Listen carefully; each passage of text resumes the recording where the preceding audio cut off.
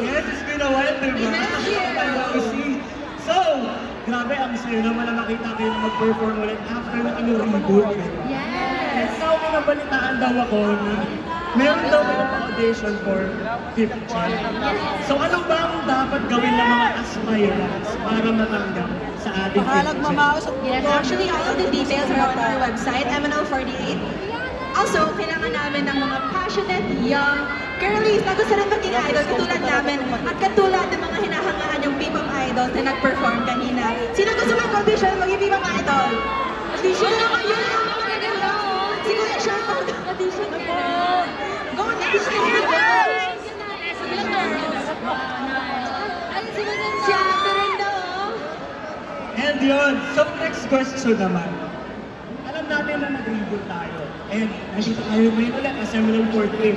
Sa dami-dami ng perform ninyong mga kanta, ano ba yung mga namimiss ninyong i-perform ulit? Ay, 365. Gusto niyo isa-isa, mabilis lang. Sige, isa-isa lang. Isa-isa, mabilis lang. Ito, sa dulo. Because they perform, First Rabbit po siguro. First Rabbit.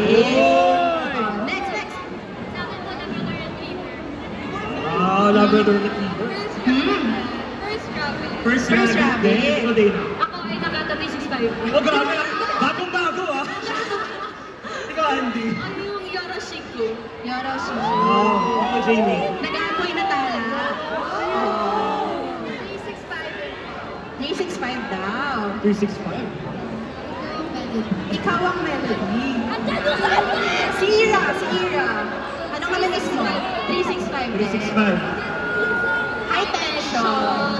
Wow! So, bago tayo matapos sa ating interview, parang gusto ko malaman kung sino ba dito mag-attendance check tayo? By generation. Okay ba tayo dyan? Okay ba tayo dyan? Sorry lang kung may atras ako mamaya. Bukong nga ng edad. Okay, magsimula tayo. Sino ba dito ang 4th Gen? 4th Gen. 3rd Gen. Third Gen. Oh, dami oh. 2nd Gen. Present. And ang ating mga OG na 1st Gen. OG talaga. Thunders, mga tita na kami. Tita talaga, no? Mga babies namin. Oo nga, meron na kayong mga babies ngayon. So, meron ba kayong final message sa ating mga MNLs?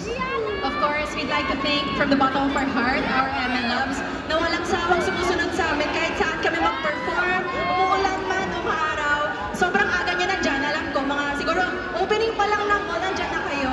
And super na-appreciate talaga namin kayo. Lahat ng ito, guys, is because of you and it's also for you. Thank you so much, MNLs. John, thank you so much! And palakpakan natin ang MNL48! Thank you, girls! Thank you! And sana sa susunod na P-pop quiz, mag-perform ulit kayo. Thank you!